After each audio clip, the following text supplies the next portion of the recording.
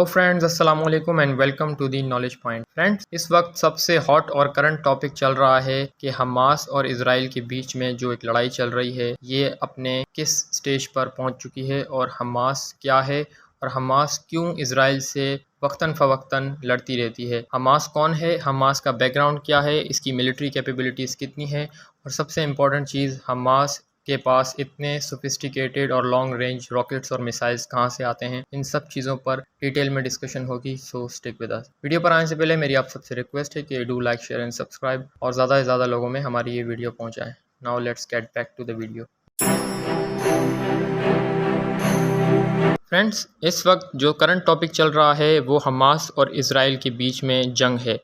Basically Hamas एक फ़लस्तीनी resistance group है जिसे 1987 में बनाया गया था बाय शेख यासीन अब्दुल अज़ीज़, जो कि मुस्लिम ब्रदरहुड यानी अख़वानुल मुस्लिमून के एक आलिम थे। बेसिकली मुस्लिम ब्रदरहुड यानी अख़वानुल मुस्लिमून बनी थी 1925 में इजिप्ट में, और इसे बनाने वाले एक शेख थे नेम्ड एज शेख हसन अल बन्ना। हमास भी इसका एक विंग है जिसे 1987 में शेख यासीन अब्दुल अज़ीज़ ने बनाया था और 2007 में हमास ने गाज़ा पर कब्ज़ा कर लिया था और 2007 के बाद से ही हमास और इजराइल हालत जंग में हैं। बेसिकली हमास जो है वो एक फ़लस्तीनी रेजिस्टेंस ग्रुप है जो कि बैतुल मक़दस और फ़लस्तीन की आज़ादी के लिए वक्तन फ़वक्तन जद्दोजहद करता रहता है।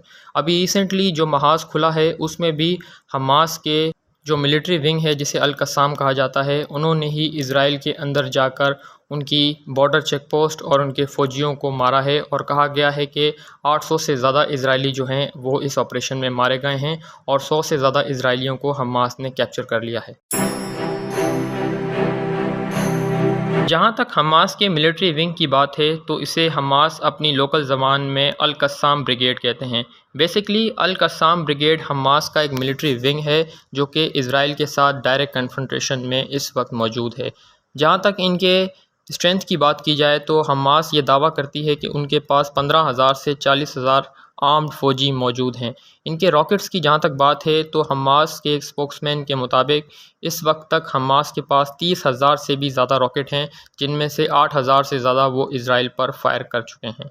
बेसिकली 3 अक्टूबर 2023 को IDF के एक चेक पोस्ट पर हमला हुआ था जिसमें IDF के मुताबिक उनके बहुत से फ़ौजी मारे गए और इसके बाद पूरी गाज़ा पट्टी के ऊपर हमास ने एक फ्रंट खोल दिया है इजराइल के ख़िलाफ़।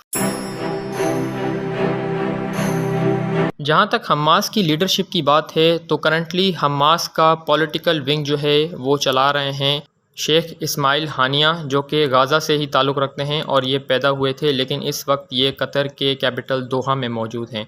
जहाँ तक इनके मिलिट्री विंग यानी अल कस्साम ब्रिगेड की बात है तो शेख याया शिनवार जो है इनका मिलिट्री विंग ड्राइव करते हैं और वो करंटली गाज़ा पट्टी के अंदर ही मौजूद हैं और वो वहीं से सारे ऑपरेशंस को कमांड कर रहे हैं।